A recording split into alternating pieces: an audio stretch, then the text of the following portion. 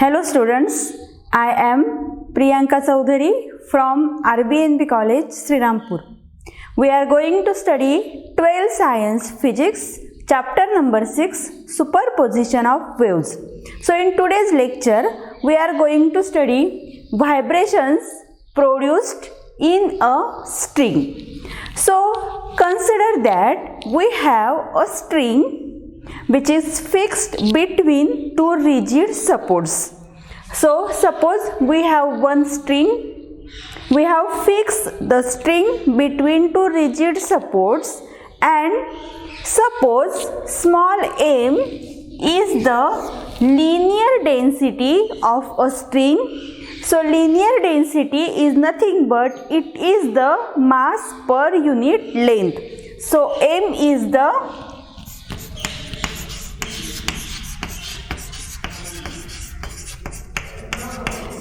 linear density.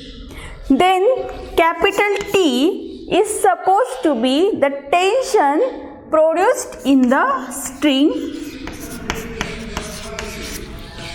Then we have considered three different cases to find the vibrations in a string. So in this first case or in this first diagram, if we plugged a string at the center, or if we keep there a vibrating tuning fork, then due to that vibrating tuning fork, there is vibrations produced in the string and transverse wave can be formed. So now in this case, suppose in the first diagram, if we plugged a string at the center, then the vibrations will be produced in a string as shown in figure 8. So in this case, there is production of one antinode at the center and two nodes at the two ends. So in this case, the lambda is the wavelength of a string. Then the length of one loop is given by this diagram, can be written as, so we will write the length of one loop. So therefore,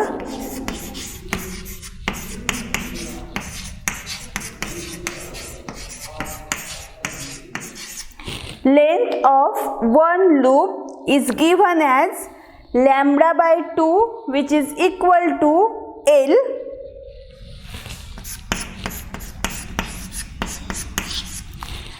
So now from this we can write lambda equal to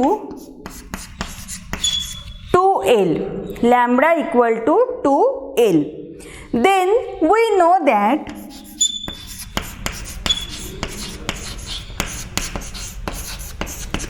we have a formula between velocity and the wavelength, that is the relation between velocity and the wavelength is given by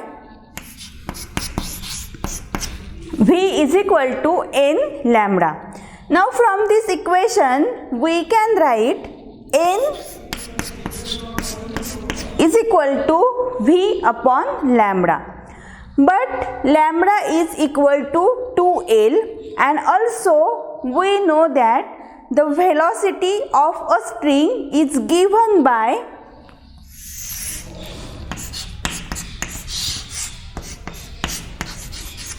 under root T upon M, where T is the tension and M is the linear density or mass per unit length of a string. So now by using these values of V and lambda, we can write the fundamental frequency of vibration, that is N. So N is given by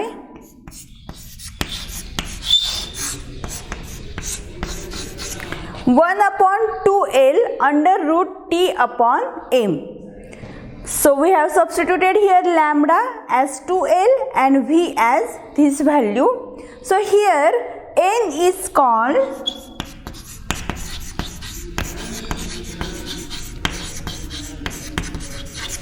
fundamental frequency of vibration.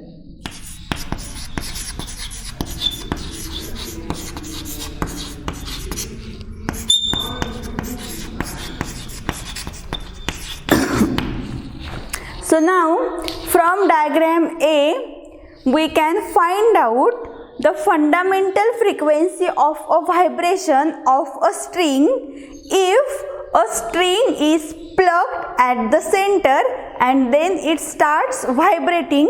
It will form one loop which consists of one antinode at the center and two nodes at its both ends, and this is the formula for the fundamental frequency of the vibration. Now we will consider the second case. Now in second case, that is by considering figure B, suppose the string is prevented to vibrate at the center by touching it with the light object, and if we plug this string midway between one of its nodes, then we have this type of loop form. Here two loops are formed in which there are node at the center, also nodes at its both ends, and in between these two nodes there are formation of antinode. So here is antinode, here is also antinode. So now by considering this figure we can write the length of the loop. So this lambda 1 is the wavelength produced in this wave, then L is the length of the string. Then from that we can write length of the one loop is equal to, so now from figure B, length of the one loop is, this total is L and the total wavelength of a string is lambda 1. So if we consider half of it, then we can write lambda 1 divided by 2 is equal to L upon 2. How we have written is, this total is L, similarly the total is lambda 1, so we have written for half values. So lambda 1 upon 2 is equal to L upon 2. Now by simplifying this equation we have lambda 1 is equal to the L. Then again we know that the formula, we know V is equal to N lambda, then we have taken N1 lambda 1, then N1 equal to V upon lambda 1. Again by substituting the values of V and lambda 1 in the equation, we have the frequency N1 as, so here N1 equal to lambda 1 is L, so 1 upon L under root T upon M. So this is the frequency of vibration of first harmonic. So now from this what we can write here, N1 is equal to 2 times N. That means the frequency of vibration of first harmonic is equal to the twice fundamental frequency of vibration. So we have N1 is equal to 2N. So this gives us the fundamental frequency of vibration N, and N1 is the frequency of vibration of first harmonic. So from figure B we can write this equation. Now again we will consider the next case. So in next case, that is in figure C, there is formation of 3 loops here, or there is formation of 2 nodes and 2 nodes at the ends, and 1, 2 and 3. So 3 antinodes are formed. So in this case, the string is vibrating like that. There is the formation of 3 antinodes and total 4 nodes. Now in this case, the total length of the string is L. Then by considering its wavelength, we have 3 lambda 2 upon 2. So by considering these values, we can find out the frequency of vibration in this case. So now we will find it the same.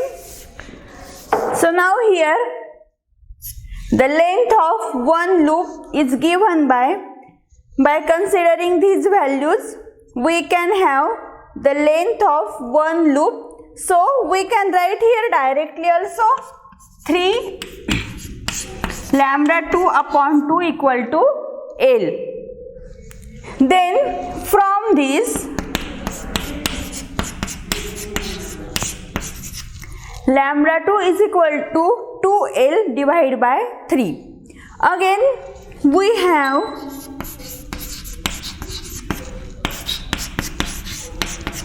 V is equal to N lambda.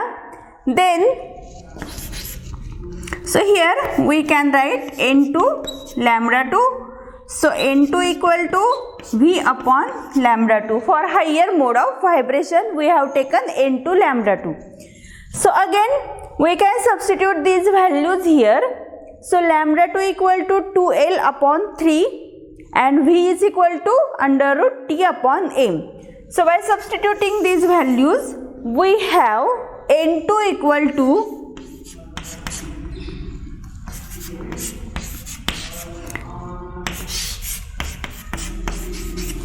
3 upon 2L under root T upon M. So here instead of lambda 2, we have substituted 2L divided by 3. So these 3 come in the numerator. So now again from this equation or by simplifying it, we can write N2 equal to 3 into N. So 3 into this value is N. That means the second harmonics or the first overtone is equal to the 3 times the fundamental frequency of vibration. So we have N2 equal to 3N, where N2 is the second harmonic or the first overtone. So now from this we can find out the continuously same process, means by increasing the number of loops. So in general, suppose there are total P loops in the vibration of a string, then this formula can be written as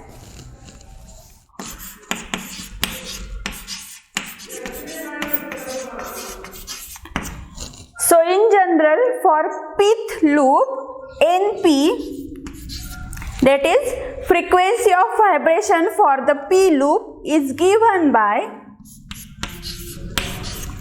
P into N. So N is the fundamental frequency of vibration and P is so on. So if we have find out N1, that is P equal to 1, it is N. So then N2 it is 2N, 3N, 4N, like that. So from this we can find out the vibrations produced in a string. When string is fixed between two ends, then we can find out the total number of vibrations produced in the string and the frequency of vibrations. So this is about the vibrations produced in a string. Then the next point that we are going to study is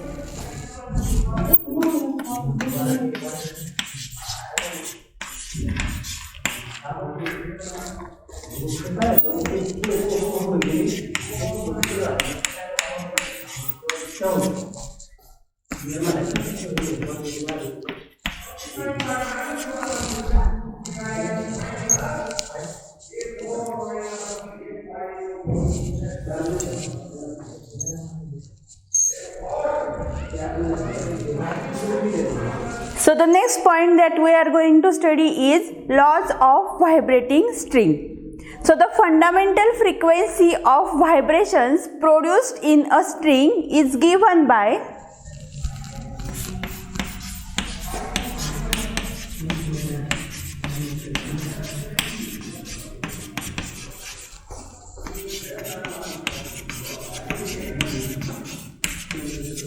the fundamental frequency of vibration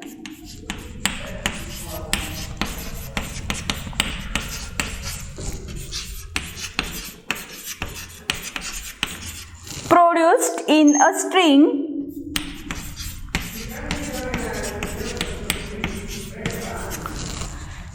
is given by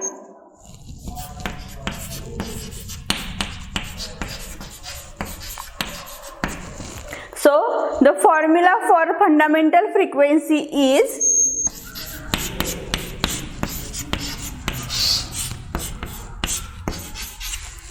N equal to 1 upon 2L under root T upon M.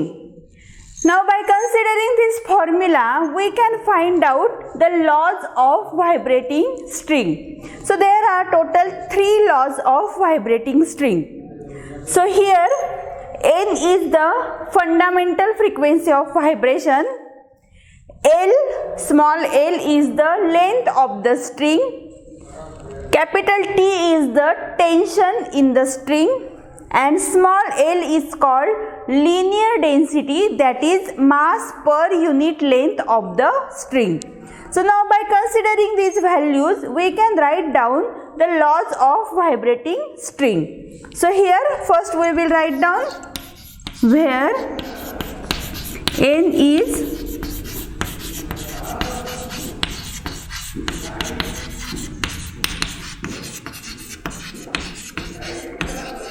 fundamental frequency of vibration,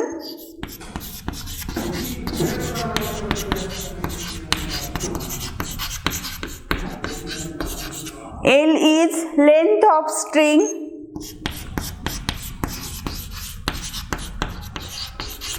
capital T tension in the string,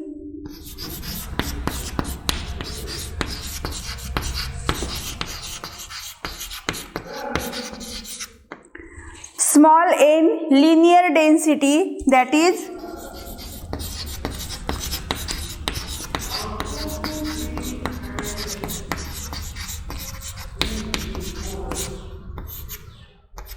mass per unit length.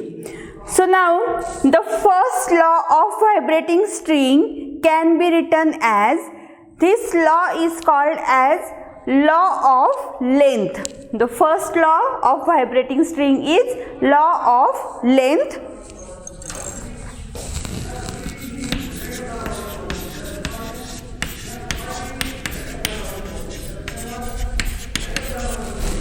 So now in this law of length, this law states that the fundamental frequency of vibration, that is small n, is inversely proportional to the length of the string. So n is proportional to 1 upon L. If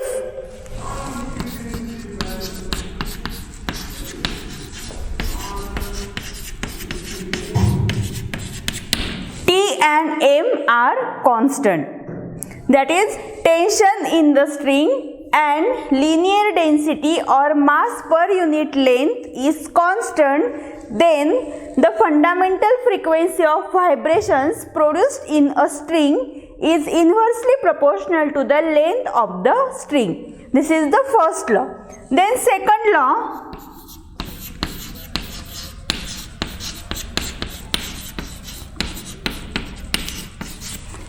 second law is law of tension. So this law is formed by using this formula. So by considering this formula, the law of tension can be written as, so the fundamental frequency of vibrations produced in a string is directly proportional to the square root of the tension produced in the string if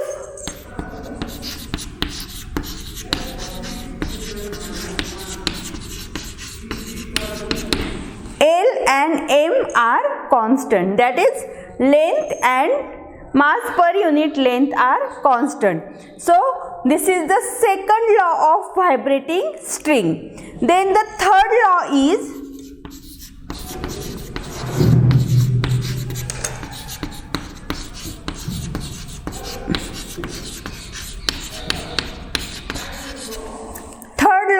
the law of linear density.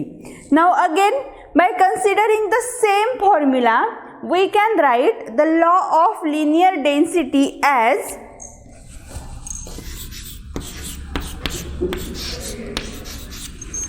so the fundamental frequency of vibrations produced in a string is inversely proportional to the square root of the mass per unit length or the linear density. If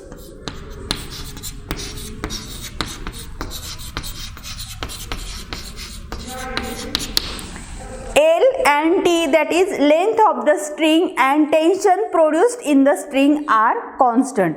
So these are total laws of vibrating string. The first law, law of length, second law, law of tension, and the third law, law of linear density. So this is about the vibrations produced in a string and the laws due to these vibrations in a string. So this is the law of linear density. So in this law, n is proportional to 1 upon m. So we can write from this, the linear density is equal to the mass per unit length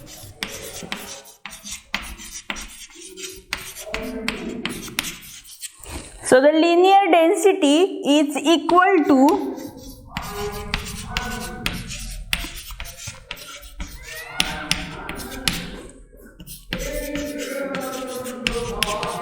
mass per unit length. So from this we can write this linear density or mass per unit length is equal to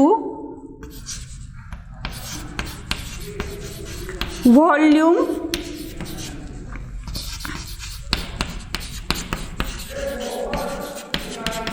per unit length into density. So from this we have volume per unit length into density is rho. So this is the linear density m. Now from this L gets cancelled, so m equal to pi r square rho. So by considering the law of linear density, we know that n is directly proportional to the 1 upon root m. So what we can write by using this concept is, by using this third law, we can write n proportional to 1 upon root m, and we have the value of m as pi r square rho. So here n is proportional to 1 upon pi r square rho. So from this n proportional to 1 upon rho as pi is constant, or n proportional to 1 upon r. This is a square root r square, so we can write as a r. So from these two we can say that the fundamental frequency of vibrations of a string is inversely proportional to the square root of a density of a material, and we can say that the fundamental frequency of vibrations produced in a string is inversely proportional to the radius of a string. So from this we can conclude that these three laws gives us the fundamental frequency of vibrations depends on which things. So this is about the vibrations produced in a string and laws of vibrating string. The next point we will study in next lecture. So thank you.